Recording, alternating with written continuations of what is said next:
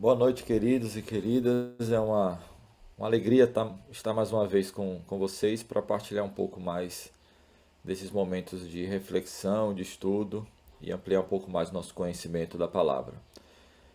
Nós vamos falar um pouco sobre Salmos e o tema que eu escolhi, uma forma de um recorte dentro da abordagem, é os Salmos, as orações e a terapia divina.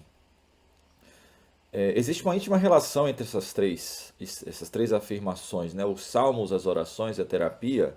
E na apresentação, progressivamente, a gente vai identificando onde é que isso se encaixa. O que é que os salmos e as orações têm relação com o outro e como é que Deus usa isso terapeuticamente. Por isso que vem a terapia divina nesse contexto. Então nós vamos dar mais uma introdução, que o tema já foi muito bem introduzido nas semanas anteriores, a respeito dos salmos, apenas para contextualizar. Que dos 150 salmos que nós temos na Bíblia, 73 são atribuídos ao rei Davi, 12 a Asaf, que era um músico contratado por Davi, 12 da família de Coré, que eram levitas do templo de Davi, 2 a Salomão e um aos maestros Enã e Etã. Mas os salmos são músicas ou são orações? Então, o saltério, que é de onde vem a palavra salmo, no original hebraico, originalmente ele era um instrumento musical. Apenas depois ele passou a ser o mesmo nome, né, de saltério, a se designar essa coletânea de orações, que são ofertadas a Deus como cânticos. Se nós prestarmos atenção, o conteúdo dos salmos são orações feitas a Deus. Essa é basicamente a estrutura e o objeto de destino dos salmos. Os salmos são uma poesia que, em algumas ocasiões, ela registra a história, mas muitas vezes esse registro da história, através da poesia, através da música, que funciona como uma boa forma de lembrar do que aconteceu, apenas ilustra algo que está sendo dirigido a Deus. Então esse é o primeiro ponto que a gente precisa começar a considerar em relação aos salmos, que os salmos são orações, e são orações que são dirigidas a Deus. Então, para que servem os salmos? Se a Bíblia contém um livro de orações, isto nos ensina que a palavra de Deus não engloba apenas a palavra que Deus dirige a nós, que é como normalmente nós entendemos a palavra de Deus, mas ela também inclui a palavra que Ele quer ouvir de nós. Então Deus é tão completo que tanto Ele nos alimenta, nos dizendo o que Ele quer que nós façamos, como Ele também nos diz aquilo que nós devemos pedir a Ele e como nós devemos pedir a Ele. A forma adequada a nos dirigirmos a Deus. E os Salmos ele tem este propósito de nós aprendermos, entendermos e colocarmos de maneira adequada os nossos pedidos a Deus. Então os Salmos nos foram dados para que aprendamos a orar em nome de Jesus. Se toda a nossa oração é feita em nome do Cristo, em nome de Jesus Cristo, quem ora no final das contas, quem lê aqueles salmos, quem diz a Deus aquelas verdades todas, aqueles pedidos todos, é o próprio Cristo. É Ele quem ora. E nós apenas oramos com Ele, em nome dEle.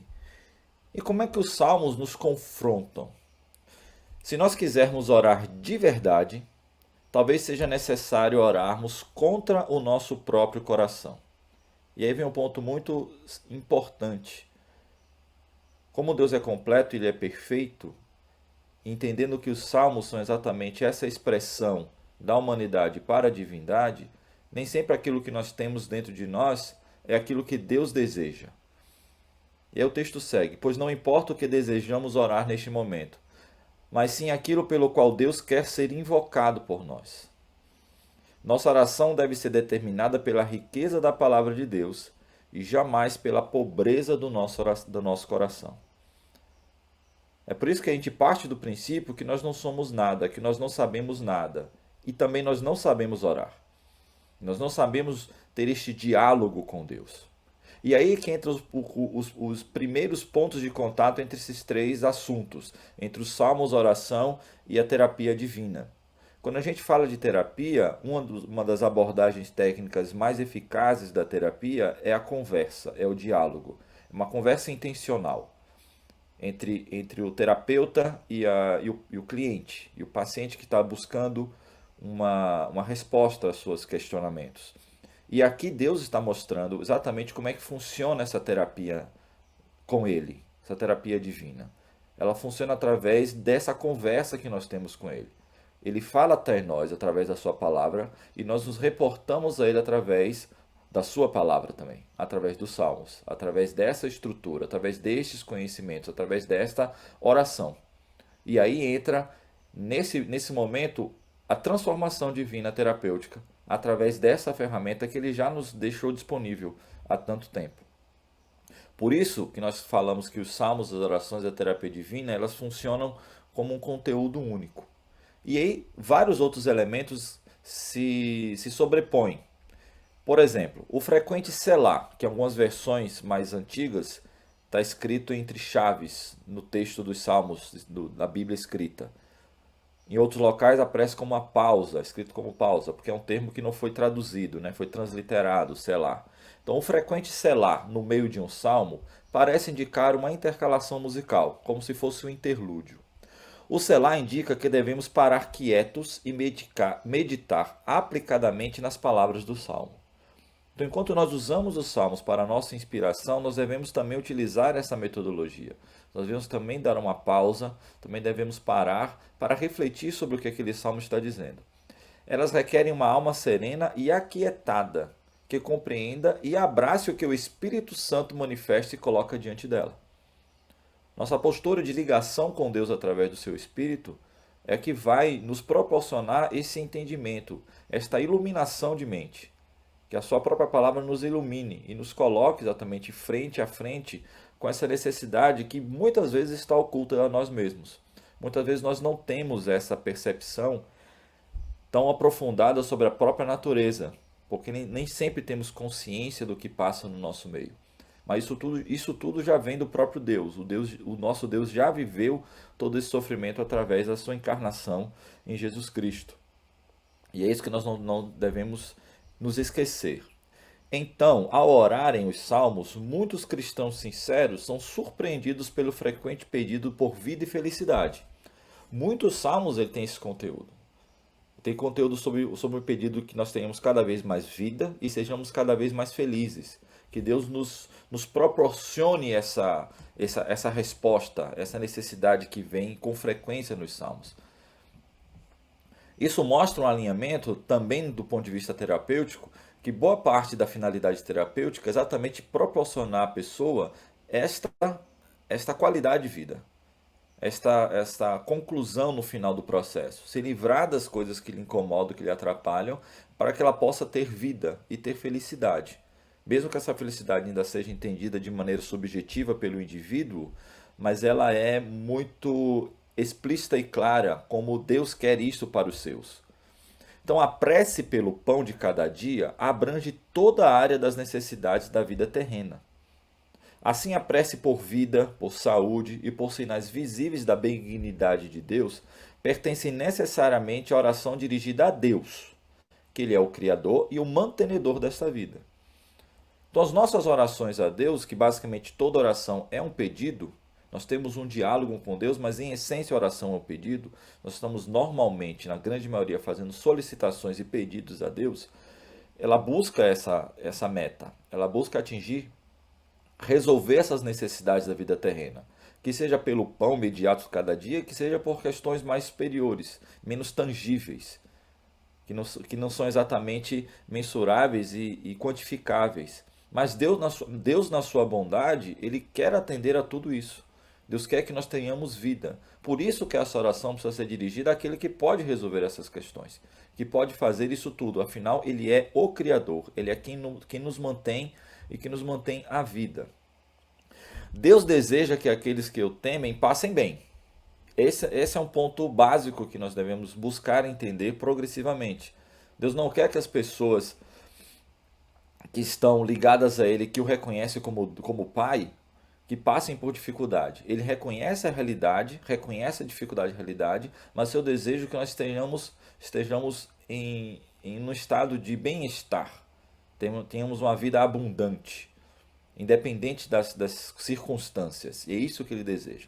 Então o saltério ele nos ensina amplamente a chegarmos de maneira adequada a Deus em vista dos múltiplos sofrimentos que o mundo nos traz.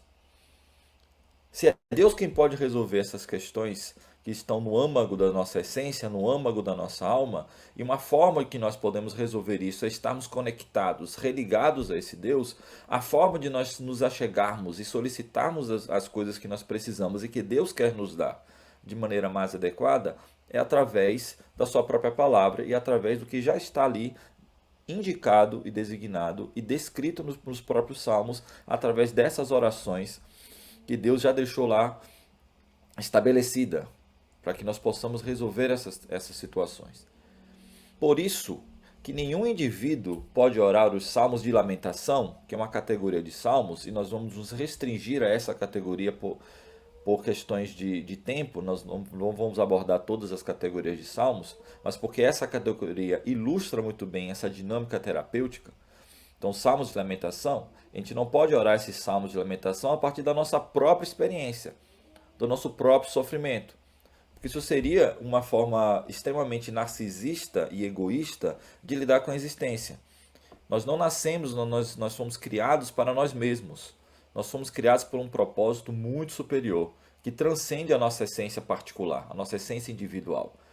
Então a gente não pode considerar que a realidade só existe, o sofrimento só existe a partir de mim. O meu sofrimento é o maior sofrimento do mundo. Existe um sofrimento que é muito mais delicado e que a gente nunca experimentou.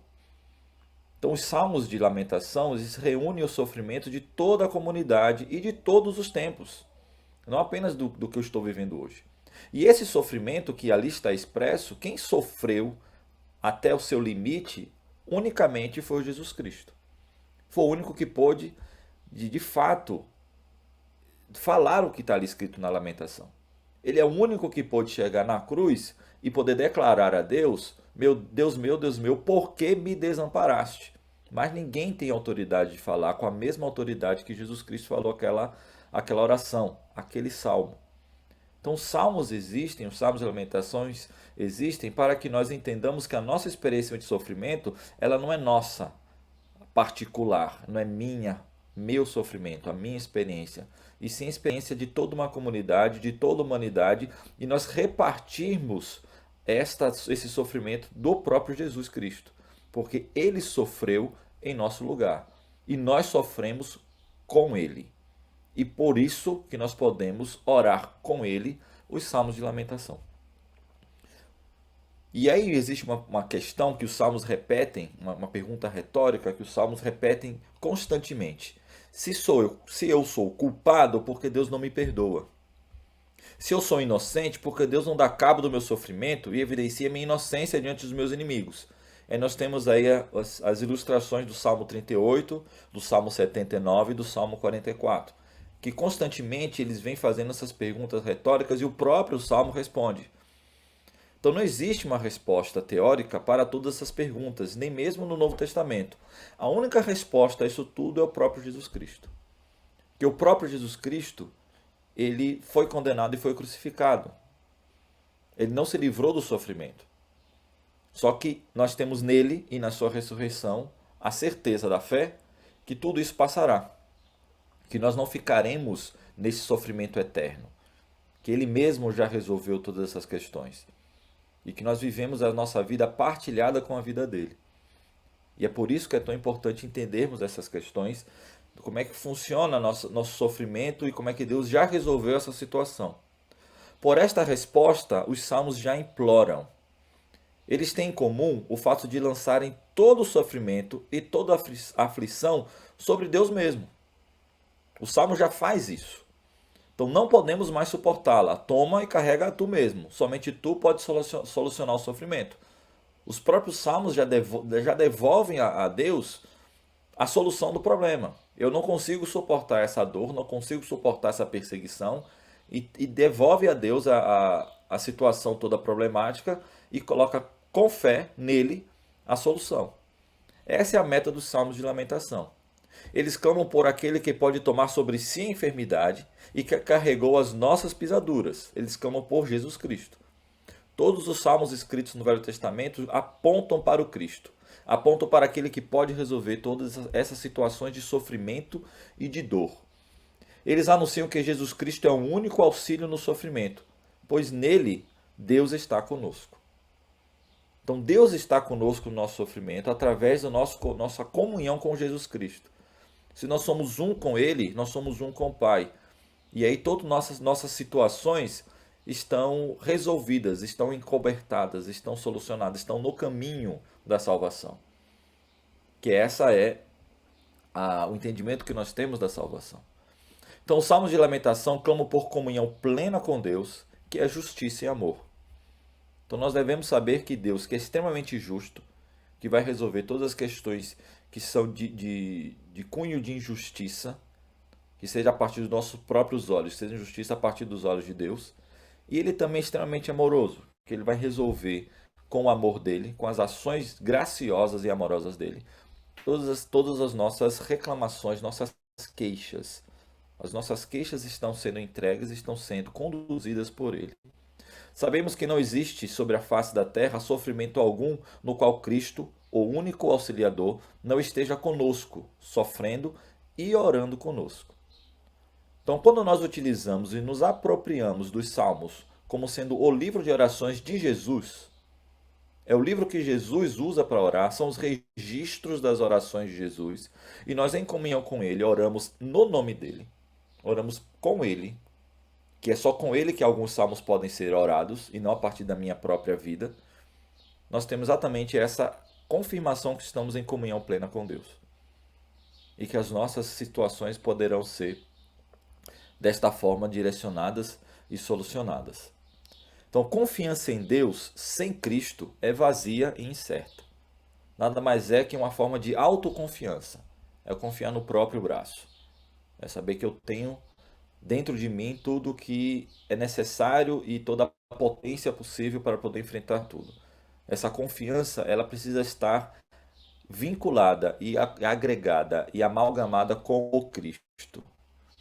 Quem, no entanto, souber que em Cristo Deus mesmo penetrou em nosso sofrimento, porque o Deus encarnado em Cristo penetrou no nosso sofrimento humano, poderá dizer com grande confiança: Tu estás comigo, a tua vara e o teu cajado me consolam. Aí nós temos o Salmo 23, que é essa citação direta, os Salmos 37, 63, 73, 91 e 121. E diversos outros salmos que nós podemos usar como ilustração deste entendimento de que o Cristo sofreu por ele ser homem. E ele sendo homem, ele experimentou muito mais do que nós podemos imaginar de experimentar de sofrimento. E através desta experiência do Cristo e dessa resolução que Deus deu através da vida dele, nós, como humanidade, podemos também partilhar da salvação. Ele foi o primeiro, ele é o primogênito, nós todos somos co-herdeiros da graça, co-herdeiros dessa libertação, desse sofrimento. Orar não significa simplesmente derramar o coração, mas significa encontrar, com o coração saturado ou vazio, o caminho para junto de Deus. E falar com Ele. E a gente volta ao ponto da terapia. Então, no processo terapêutico, quando a gente tecnicamente aprende a lidar com a questão do diálogo, do discurso e dos dois discursos, do quem vem com o problema e do quem busca conduzir as possíveis caminhos para a solução, Deus está fazendo exatamente isso. Eu estou aqui para ouvir o que você vai falar. Eu estou aqui para dizer o que você precisa saber. E de uma maneira perfeita. Porque tanto o conteúdo que Deus quer que a gente saiba está expresso na sua palavra, tanto aquilo que Ele quer que nós digamos a Ele também está expresso na sua palavra. Disso, porém, homem algum ele é capaz de fazer sozinho. Para poder fazer, nós necessitamos de Jesus Cristo. É Ele que é o centro e o único caminho para todas estas questões. Todas essas questões que vão exatamente no cerne do nosso entendimento e do nosso ser. Então, se Jesus nos inserir na sua oração, se pudermos orar com Ele a sua oração, e se Ele nos levar em seu caminho para junto de Deus e nos ensinar a orar, então estaremos a salvo da angustiante incapacidade de orar. É justamente isto que Jesus Cristo quer fazer. Ele quer orar conosco. Somente em Jesus Cristo podemos orar e com Ele também seremos ouvidos. Então essa é a grande saída dessa dinâmica em que nós nos encontramos, desse entendimento de que Deus, em Jesus Cristo e através da Sua palavra que chegou até nós, é tudo que nós precisamos para entendermos essas questões dos salmos da oração e dessa parte terapêutica que a divindade quer trazer para nós. Então, os salmos e orações da terapia divina, elas caminham como se fosse uma única unidade. Não são questões separadas. Nos cabe apenas nos apropriarmos desses elementos, desses conteúdos, entendermos das nossas limitações e da infinita bondade de Deus e continuarmos no caminho para a salvação e para a nossa libertação de nós mesmos. Nós entendemos que nós somos apenas servos e partes de um todo. Essa é a exposição que eu gostaria de compartilhar com vocês, razoavelmente breve por conta da simplicidade do conteúdo que nós já temos, mas da necessidade de um enfoque muito específico, muito pontual.